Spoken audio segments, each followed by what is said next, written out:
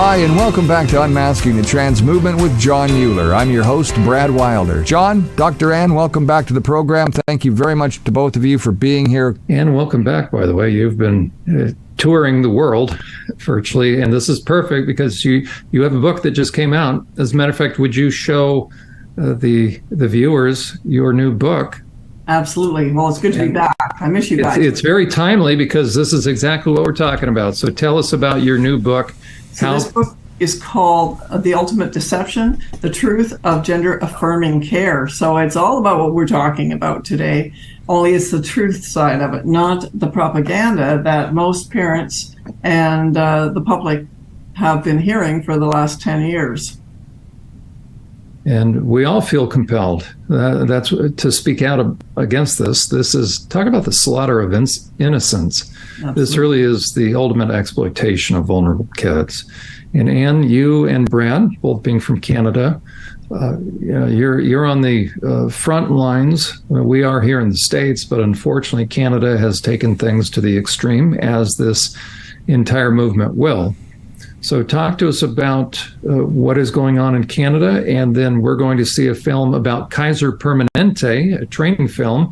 Now that's out in California, which is the same hospital system that it is being sued by Chloe for having sliced off her breasts at a very young age. Yeah, there's backlash coming, John, and certainly in Canada, what's happening right now is that citizens from across this nation are planning a massive walkout of school. So take your children out of the school system and gather together at every city hall or town hall across Canada where a march is being held. And the march is called 1 Million March for Children. And the official website is handsoffourkids.ca. There's a lot of stuff happening, even within this, group that, there's opposition that we face every time we want to talk about this kind of thing. And there's an evilness that rises up to take away and distract from the reality that what we're about is protecting the innocent, protecting the children from being medicalized, being mutilated. And so that's what's happening. The 1 Million March for Children, September 20th, 9 a.m. Eastern Standard Time in different areas across the nation. And it's in the U.S. in 35 different cities at present. That will grow. So watch your own time zone, but 9 a.m. Eastern Standard Time, meeting together. And 11 a.m. the march. There will be people speaking at most of these events. And we just, as parents, want to come together. There's a peaceful demonstration on protecting our children from the insidious, we call it in some places in Canada, sexual orientation and gender identity curriculum. And that is infiltrated into every subject from kindergarten right through. So they're getting this indoctrination, not only day by day, but hour by hour, depending on the teacher. And it's radically changing how parents think about sexuality, how children are being so influenced. And yes, it is conversion. We are seeing true conversion happening in this whole issue of indoctrination, telling children lies, absolute lies about what they can and can't do in life, what they can and can't be, and that, you can be a girl if you're a boy and vice versa. And that's a lie. You can look like the opposite sex.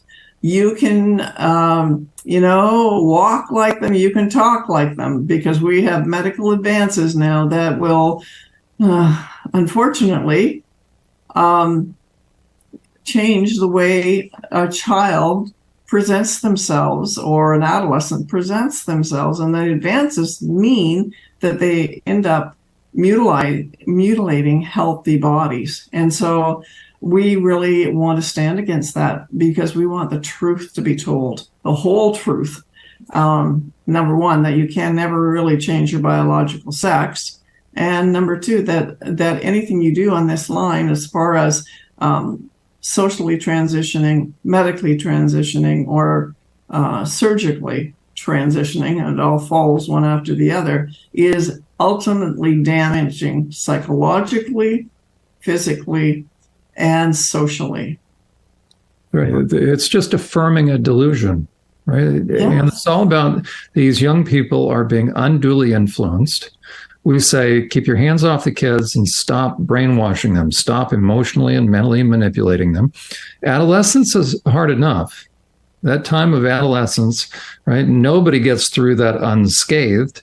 The last thing we need is to reinforce a message that says you're not okay as you are, you really need to change, and then to foist a delusion upon them saying that your XX or XY chromosomes do not predetermine who you are or what you are. So we're now going to doubly screw these kids up emotionally and mentally by giving them the message that the answer to adolescent angst, or if they were confused, and my contention is you're not going to have a kid that's really confused about their sex, their gender, prior to puberty unless somebody introduces that confusion. Meaning, let kids be kids.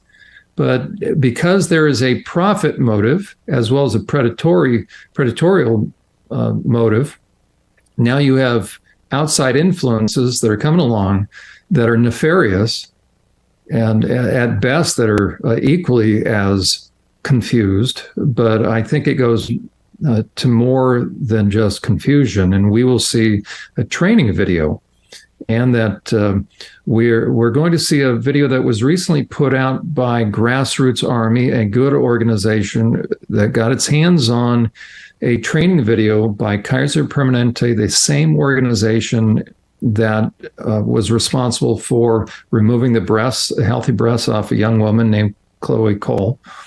But ironically, Kaiser that's over in the West Coast, out in California, did the large study that produced what's called the ACEs assessment, the Adverse Childhood Experiences Assessment. It's used to assess trauma. So the same organization that produced a very good assessment on what to look for trauma and the impact of trauma now is teaching people, in essence, clinicians and medical personnel, to overlook the red flags of trauma. Yeah. Well, and John, something else that that over the last 6 months in researching for this latest book is that 48% of these children are diagnosed or will be diagnosed on the autism spectrum scale. This is atrocious. So we have very vulnerable children, and if they aren't on the autism spectrum, they already have pre-existing, sometimes multiple pre-existing mental health diagnoses. If they haven't been diagnosed, they still have some mental health issues that have kind of been kept under wraps. But, these children need help. They need psychological care. The families need help. They need to be told truth, not be fed a bunch of lies that this is what you need to do for your child because this will make everything right and make the child happy. We need to start talking to these parents and saying, look, here's the ramifications of gender affirmation. Here's what your child is going to have to suffer through. And when they get to the end of it, they're going to go, what the heck did I ever do that for? And nobody told me. They're going to come back and say, nobody told me what this was going to look like, what I would have to endure, and where I would be now. And we're already seeing that in Chloe Cole and many other lawsuits. And I think Tavistock Clinic in the in the UK, has about 1,000 lawsuits pending. And good, bringing the lawsuits on against the medical profession, because this is the only thing that's going to stop these people from pushing this kind of atrocity on children. Right.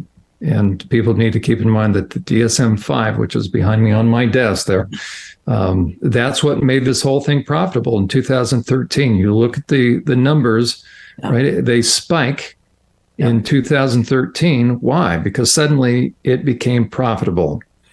And you remove the profit motive from this entire sham, and the numbers will drop back down to what we saw prior to 2005, which was zero. And I know in your graduate school and in mine, we never heard of. There was no issue of trans, not because it was suppressed, not because we weren't bright enough to figure it out. The stage hadn't been set for this grand scheme that's been foisted upon vulnerable kids. Well, that's right. I mean, we've had transsexuals for eons, right? But they never wanted to push an agenda. They understood themselves that this was something that was an anomaly. It wasn't abnormal for them. It wasn't part of really who they even wanted to be, but it's who they became. And most of them, and I, heard this from different sources, that they are among the most traumatized people out there, especially within the LGBTQ community, the transsexuals. So now then we have the whole language has been, changed with it's no longer transsexual, was transgender, which is a political term. It's not a diagnosable term, really. So not real. People need to know that people need to know trans is not real. There are no trans people, no trans kids. There are confused people. Yeah. Gender confused. And you brought up a very important point. As far as, again, kids don't need delusions pushed upon them. And what we're going to see in this film now, and again, this apparently is part of the required training material that is shown to the employees of Kaiser Permanente. You would think they would learn. They obviously are not concerned about this lawsuit that is coming down towards them from Chloe. And there's one child that we're going to see the parents, and partway through, watch the mother as she describes and watch her affect, watch her emotions. And my contention is with this type of mother, it is classic personality disordered, narcissistic personality disorder. You may have history on it, but certainly you have what used to be called Munchausen syndrome, right? You will be able to see this mother take vicarious satisfaction in what has happened with the child. So without any further ado, we will begin the video here. First care. So I want to get into one of the videos that they're showing right now. My name is Rose. I'm a transgender girl. I was born a boy, but I always knew that I was a girl. And can I stop right there? Are you able to hear me? We'll make sure. It's really good. We've just heard from a child. Let me rewind that just for a moment. Let this sink in. That we have this child who will tell us this is a boy. This is a biological boy. Yeah. He always knew, really. My name is Rose. I'm a transgender girl. I was born a boy, but I always knew that I was a girl. And that child knows the word transgender. It's very scripted, John. It's very unbelievable. Those are lies, these statistics. My name is Devon. I'm a trans male. That means I was born female, and I live now as a male. I just want to throw out the name Scott Nugent. Scott Nugent does not find this a positive experience.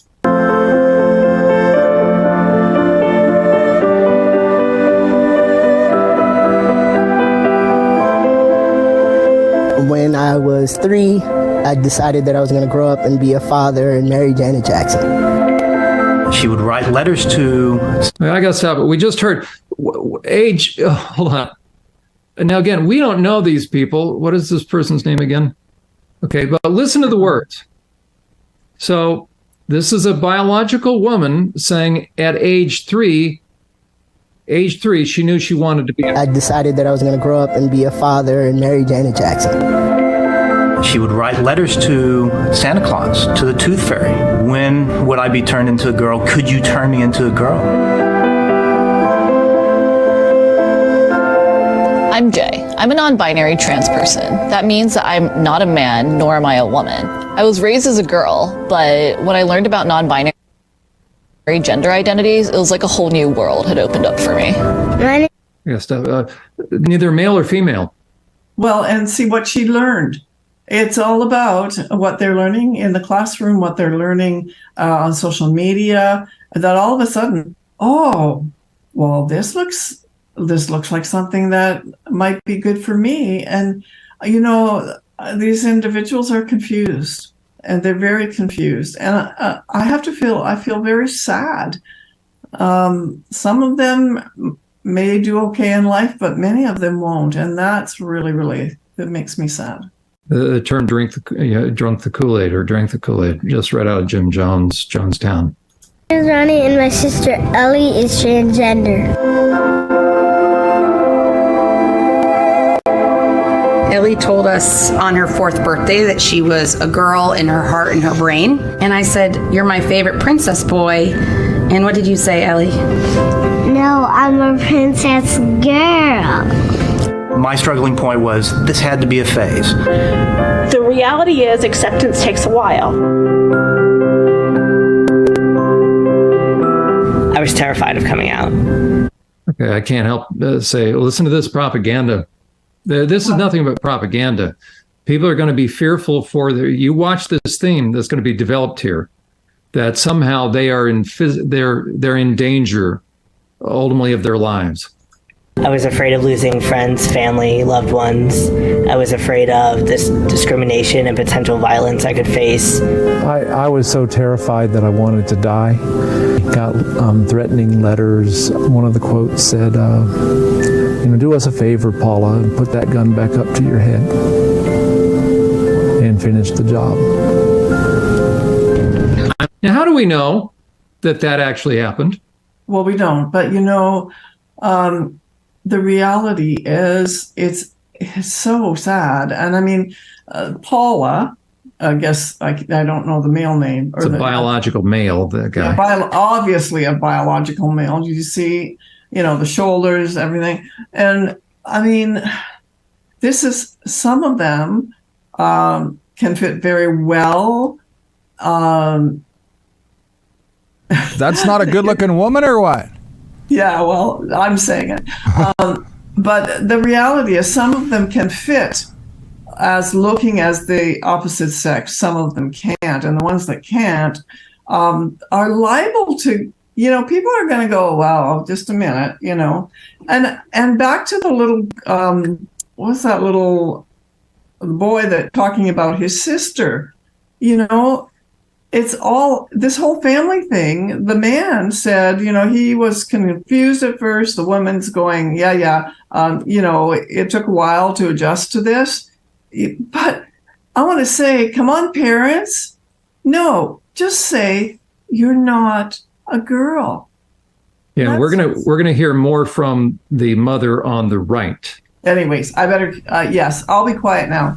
No, listen, this is what it takes for all of us to, okay, so listen to this guy's words, or this, Paula. Okay? Yeah. Paula's going to tell us a story, much like Sam Britton said about his therapist strapped him up to electrodes and all sorts of things, can't remember the name of the therapist. Right. Remembers the details, yet Sam Britton is the same criminal that's been stealing women's clothes, women's underwear, suitcases, can't find the underwear. And I'm telling you, the reason you can't find the underwear is he was masturbating in the underwear. But Paula is going to tell a story with the same sound of believability that Sam Britton did. And unless Paula can provide proof, why should we believe this? It sounds compelling, but my contention is it's easy to make up a story. And people would say, how can you say that? Well, because Sam Britton made up a story. I got threatening letters. One of the quotes said, do us a favor, Paula, and put that gun back up to your head and finish the job. Okay, right there. So who was with Paula the previous time Paula evidently put a gun to his or her head? They had to be in the same room. So those are friends? Well, if Paula was suicidal, or whatever his name was, why wouldn't they have taken that friend, have got that person, Paula, to a hospital and got treatment for suicidal ideation? let's face it, there's something going on there. There's some kind of mental distress. That was a cry for help, was it not?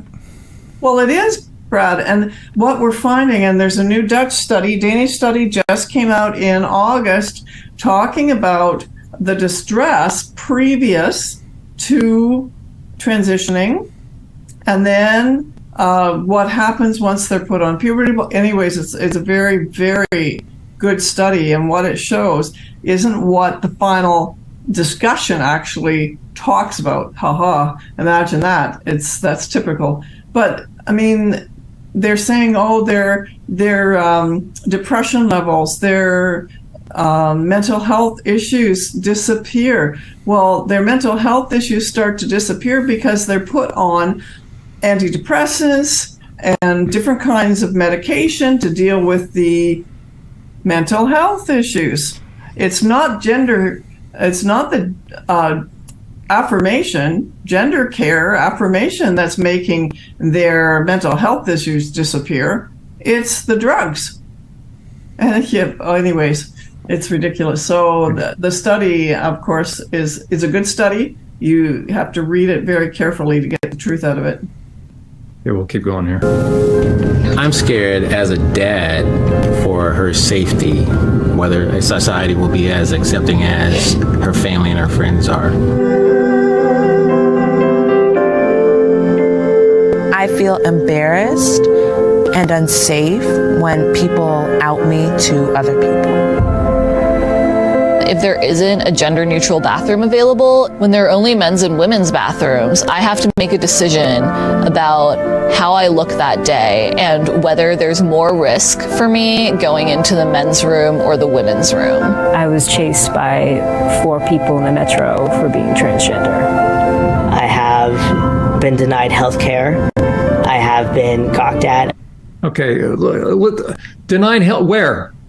I want to, walk into an emergency room, turned away. This is a female, biological female, looking like a guy because of all the testosterone. So she just said, this person just said, been denied health care. Really? Why isn't the hospital then being sued? And what kind of doctor would deny anyone health care? That's right. I want to find out, meaning this person needs to prove they were denied health care. I've been humiliated. I have been physically assaulted. Okay, now again, we're supposed to believe this stuff just because they say it. They've been humiliated. The one thing that also comes out through these stories is look at the mental and emotional fragility that we're creating.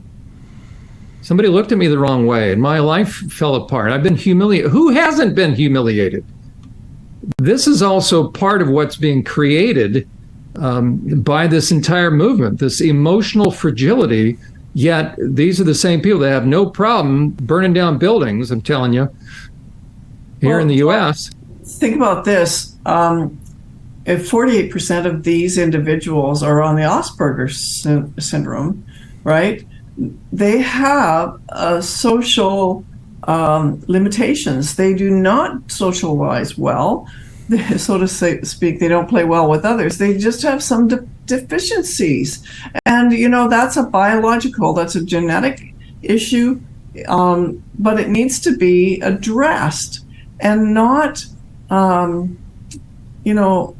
psychologically, that they would get help for those things because they do feel different, right? But here we have, here it's because I'm trans, I'm different. Well, there could be an element of that, but probably far longer before they decided to be cross-sex, there were other extenuating circumstances, and they probably had all these feelings prior. They just didn't associate them the same way they are now. That's what I would suggest. And I'd be curious to ask each one of these folks, how do you feel about what happened to Riley Gaines, the swimmer, as she was nearly accosted, had to hide in a classroom as she made a presentation on a California college campus? Would they say that she was treated poorly? Would they justify the crowds, the hordes that came in from these trans activists? Talk about being traumatized. Several times when using a bathroom,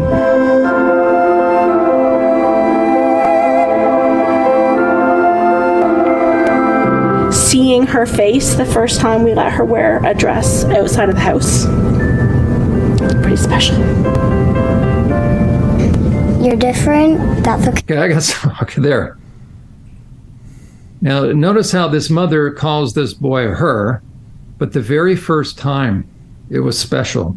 And almost so much so that this mother chokes up. This reminds me of Jazz Jennings' mother. That's interesting. It's so memorable. Let's listen to that again. Okay. But who wants it? This is the mother of this boy that's dressed up as a little girl right now. Okay, so listen to this mother's words.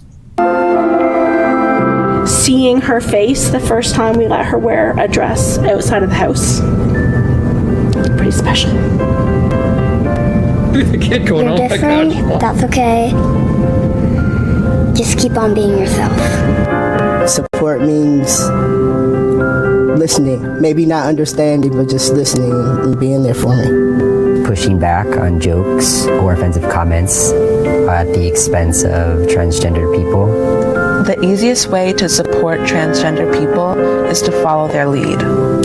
Supporting transgender people means letting them be who they are. I'm proud to be trans because I want to be myself. I'm proud to be trans because I think life is too short to be anything besides what you are. This is who I am. This is who I am. This is who I am. This is who I am.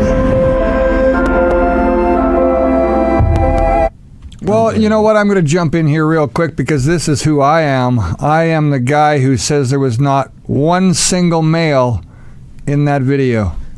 Not one guy, not one man that is a masculine man who's a real man at all. Isn't that kind of shocking that they have only the one side who transitioned? Did you see any men in there who had transitioned except for Paul or Paula? Otherwise, there was no one else. The little kid. Right, the little kid, yeah, but the little kid does look like a girl. Paul looks like a man. Yeah, the thing about this too is, it's all about being your authentic self.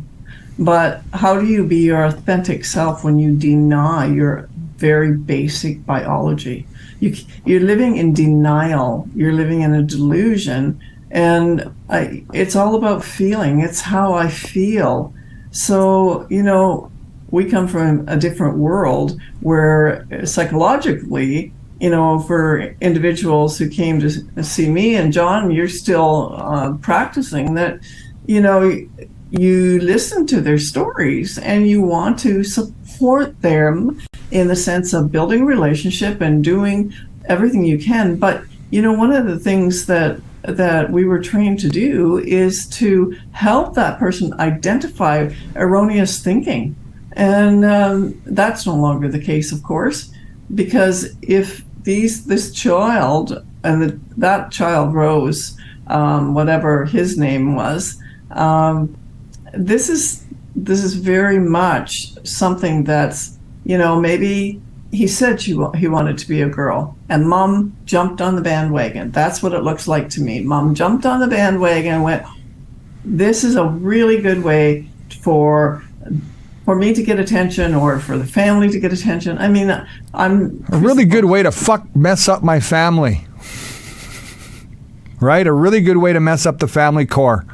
But and even though she may not have thought those thoughts, that wasn't her purpose, perhaps, but there's some mental illness issues. And we talked about this before, John. There was a 1992 study or something that showed that 53% of the gender identity disorder children who were diagnosed, 53% of them had mothers who were bipolar. Maybe I said that wrong.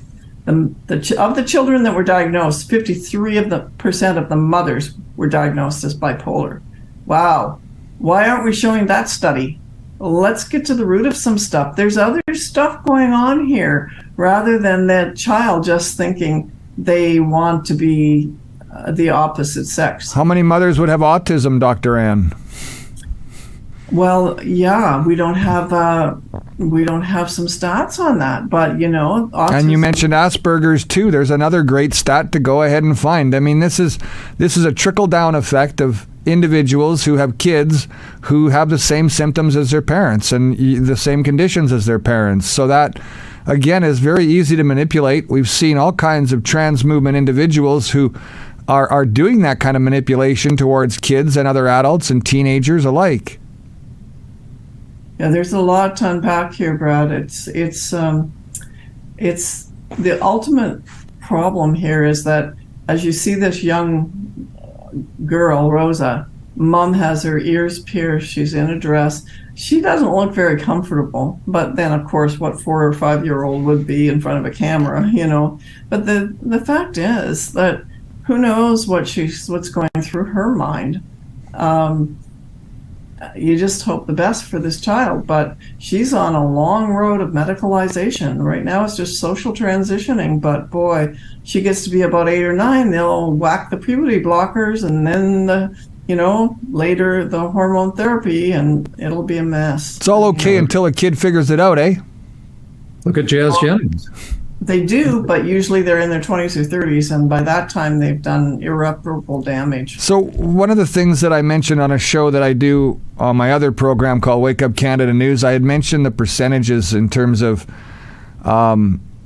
their life expectancy, the trans movement's life expectancy. I know we've discussed it on here before, but maybe we could reiterate it quickly for the people that are viewing here today for maybe the first time. What is a trans person's life expectancy, John? I've heard varying stats, Brad, and it hasn't been around long enough to really be able to define or ascertain what their life expectancy, but you are damaging the body. Is it reduced? It's reduced because you are introducing the wrong sex hormones. Dr. Jay Allen, we had him on the program, and Dr. Curtilla, they used those terms. You are introducing the opposite sex or the wrong sex hormones. You are fooling around you're toying around with the endocrine system. You don't do that to the body and not have long-lasting effects. Everything from you are brain issues, bone issues, osteoporosis.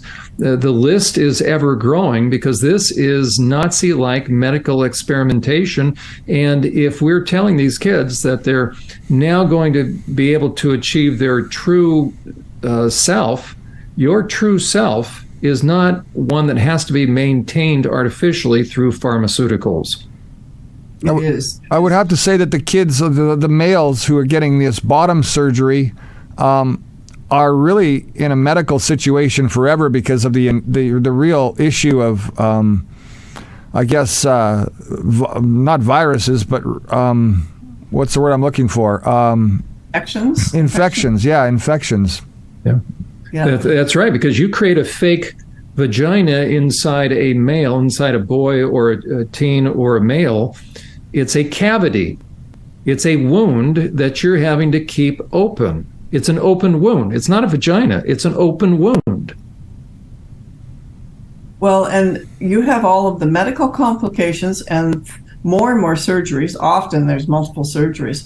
But when we're talking life expectancy for men identifying as women and going on estrogen, do you know that they are after 8 years on the estrogen, they're 16 times more likely to have blood clots, have strokes. I think it's men as well are 4 times more likely to have a heart attack than a regular male, right? Or they were female.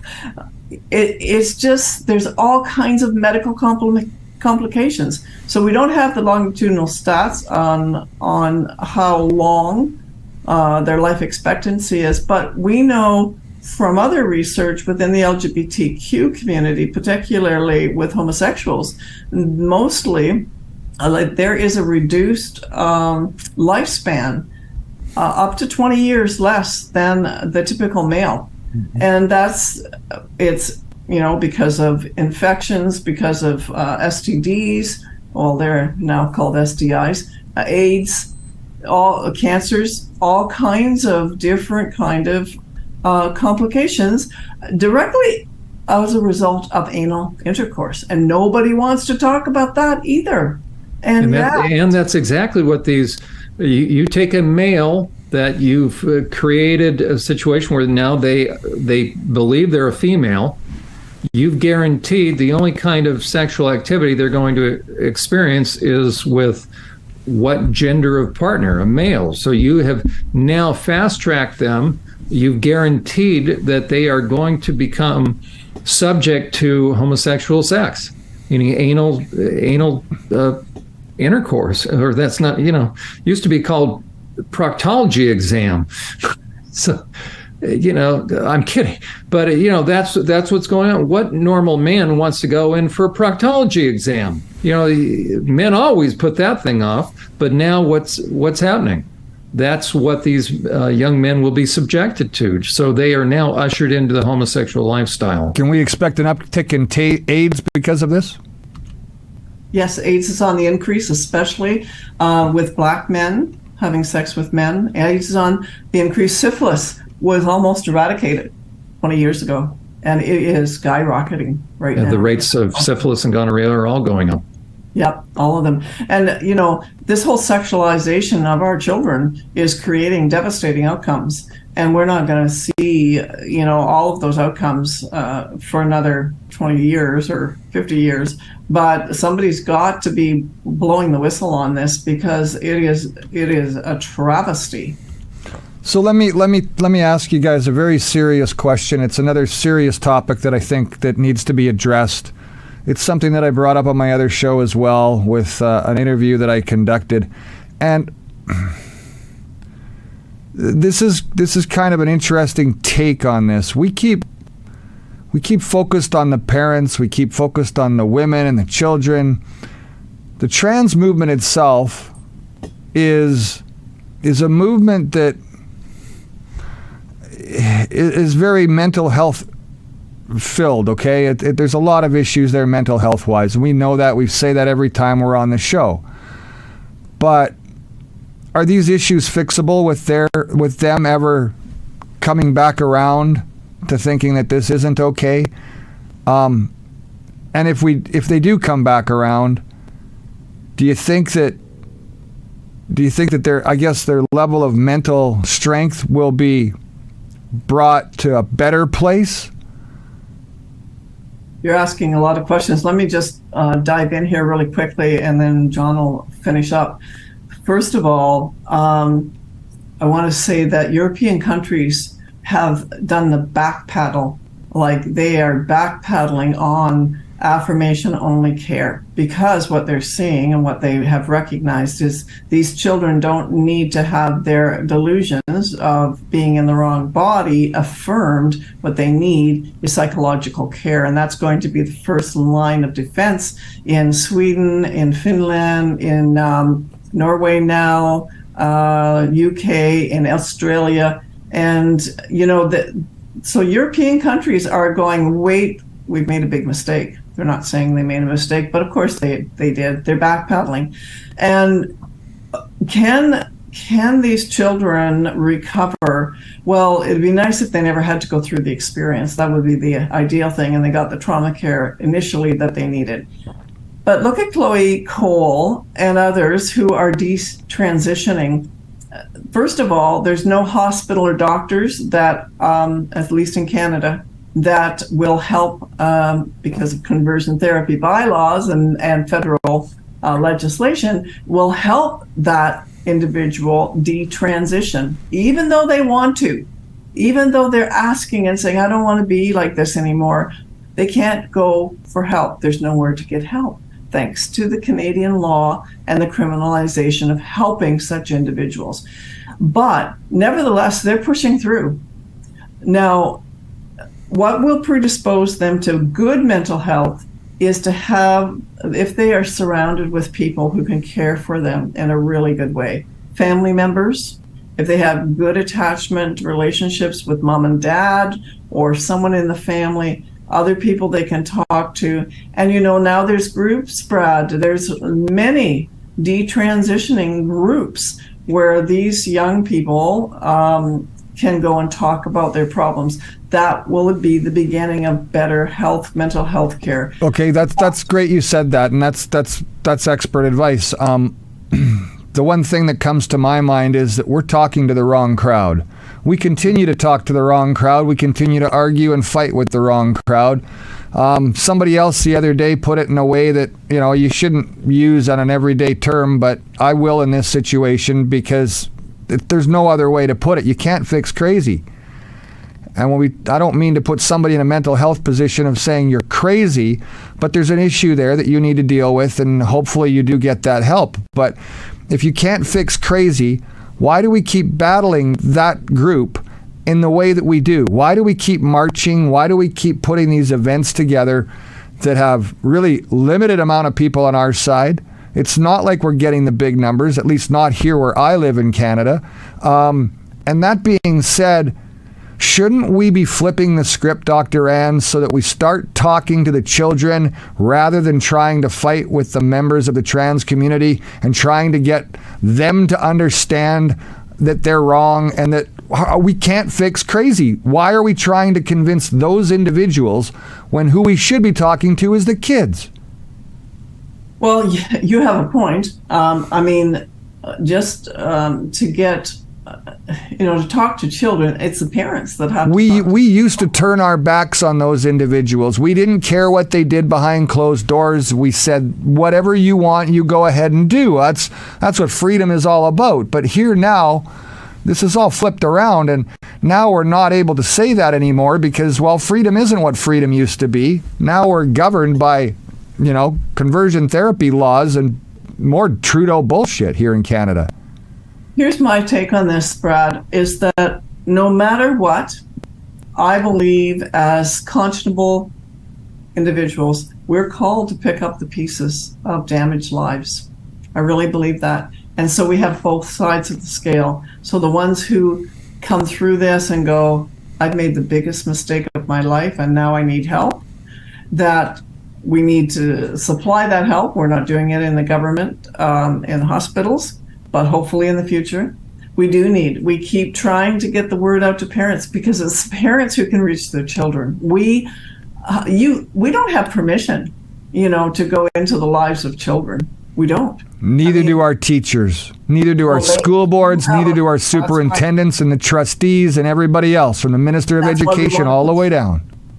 That's why we want to put a stop and have classical education again. So that's why I'm saying to you right now that we need to start talking to the kids and stop trying to talk to the people who aren't going to matter. They don't matter. Turn your back to them. Leave them off the map, just like we did before, and let's start making sure we educate our kids going forward so that the kids get the message. They decide to make that transition. That's okay. I'm not going to say anything either way if you decide you want to transition. But what I am saying is that these kids need both sides of this damn story already, and they're not getting it anywhere. And that's the real struggle here. And it doesn't matter whether it comes from a school level, a parent level, or a friend level. They're being indoctrinated into this through coercion, extortion, intimidation, bullying, and all these other tactics. And at some point, the people that recognize that they're being misled need to stand up and start talking to those people rather than not talking to them. We're talking and putting all of this effort into all of these trans people who aren't going to hear us anyway. It's going straight over their head, in one ear, out the other, but it sure as hell ain't getting caught in that brain of theirs and they're mulling it around. They're not going home and losing sleep about it, and they're sure as hell not thinking about it the next day. So who do we need to communicate with? I believe it's the children. And we need to get inside our schools again to be able to facilitate that opportunity, to be able to say, hey, you know what? If you guys can have a trans activist show up at the school and make a presentation to all your kids at your school, I want the assembly in the gym, 12 o'clock or 1 o'clock tomorrow, and I want to make a presentation to all of these kids from our side of things. But that's not happening. I want to read my book to the children, right? Whatever happened to Emily, sorry. Right. Because children need to know the truth. You're right. but we have to present it in a way that is. So when do we say enough's enough with the fighting with the other side and move on to what we really need to accomplish? Because I tell you what, the battle that's going to happen, whether it's in Ottawa on the 20th or whether it's in Winnipeg, Manitoba or Vancouver or on Toronto or wherever, there's marches going on all over. The trans movement is going to be there too. They're going to be there to put up a fuss. And when they get there, they're more, well, John, you said it earlier, trans-tifa. It's the same thing as Antifa, but now it's trans members. Masked up, wearing body armor, carrying guns. They're fake guns, don't forget that. You're not going to get hurt from a pellet or a BB. You know, take that gun away from them, bust it over their curb. No, and Brad, you're right. The frustration is have we just been,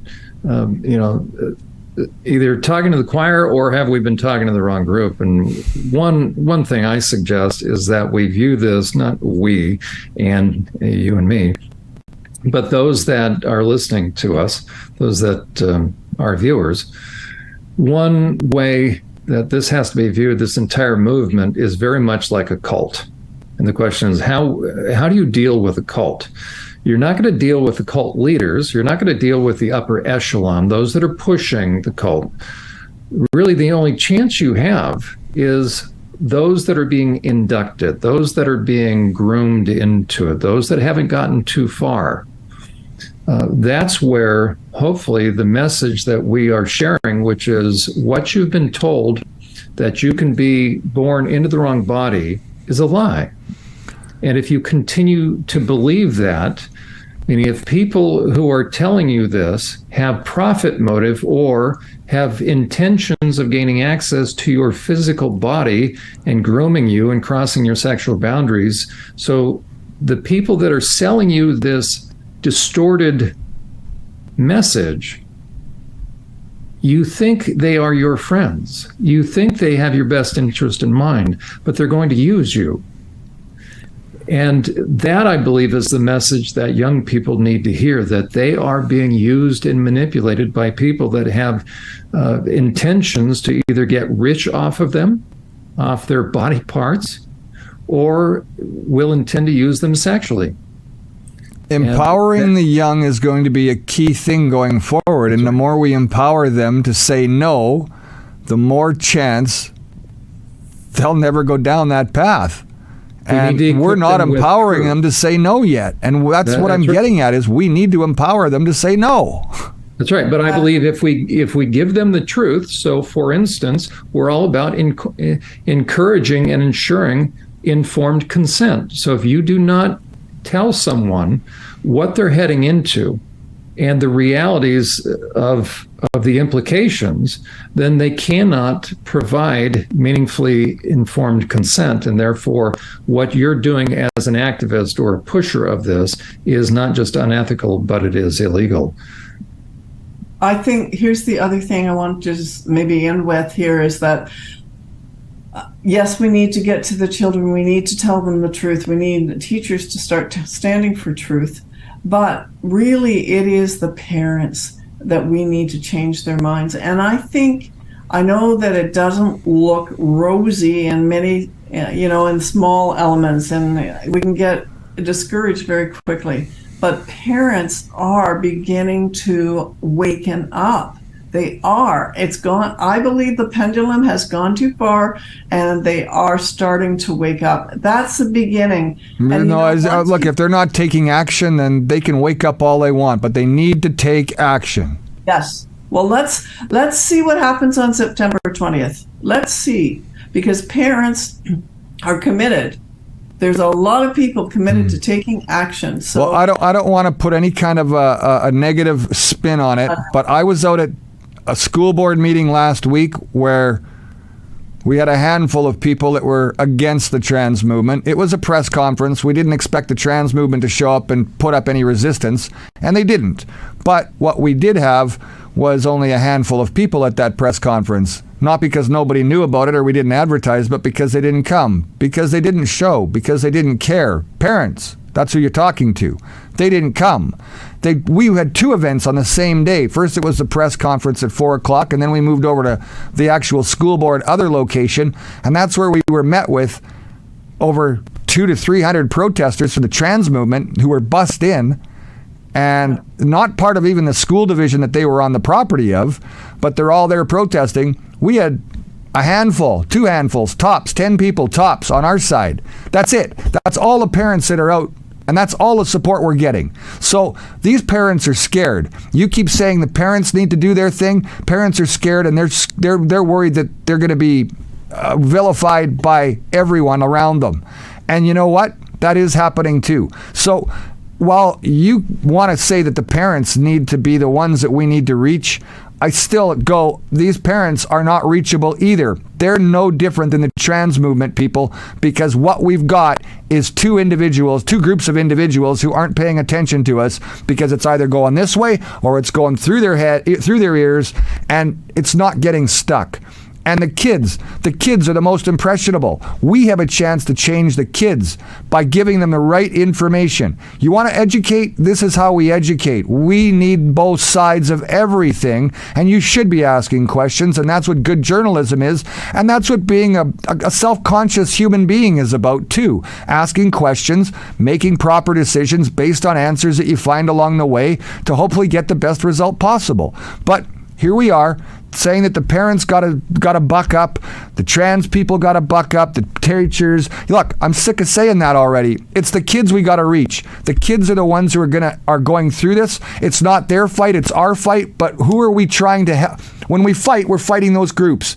But realistically, we got to stop fighting, and we got to start educating, and we got to start reaching those kids, because those kids are suffering the most amount of harm out of anybody. We could beat the hell out of each other all day long with bricks, bats, whatever. It doesn't matter. Those kids are still more injured at the end of the day than we are on either side, whether it's our side or the trans side.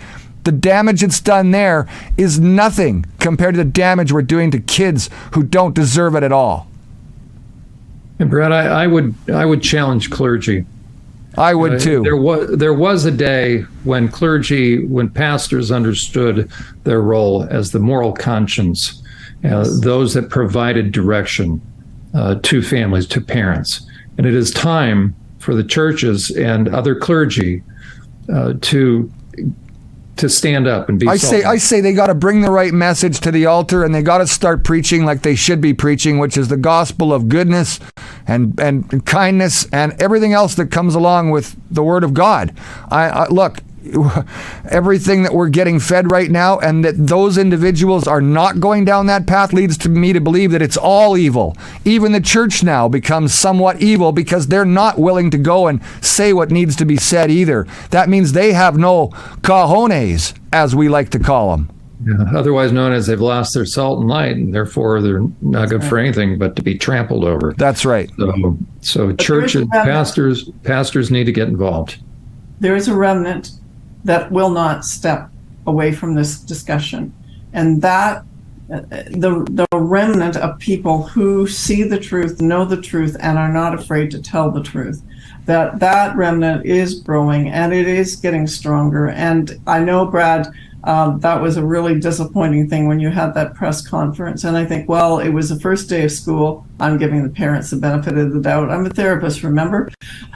And, first day of school, kids getting back into school, first evening after school, kids coming home from school. I mean, there's a lot of complicating factors that go into that. It's not negating the fact that parents should have showed up. They should have, because this is their children. But the reality is, the education, the parents need to get their kids out of the school system anyways before they can even start looking at truth. But that's a whole other show, and we're not going to solve it today. No, we sure aren't. And that's the thing about this whole movement, is that we just keep doing episode after episode because it's so expansive and so ongoing. Thank you very much to both of you for being here today. This was a great episode again, very, very knowledgeable for parents. Usually we do this in 2 episodes, but today we stuck it out for the whole hour and went from beginning to end because it didn't need to be broken up. It needed this continuation to get us to a point where we felt that we've communicated our message to parents and children alike. Again, this is Unmasking the Trans Movement, and this is your chance, parents, to step up. Remember, it's not your kids' fight, it's our fight. Till next time, on behalf of John Mueller and Dr. Ann Gillies, I'm Brad Wilder. We'll see you next time.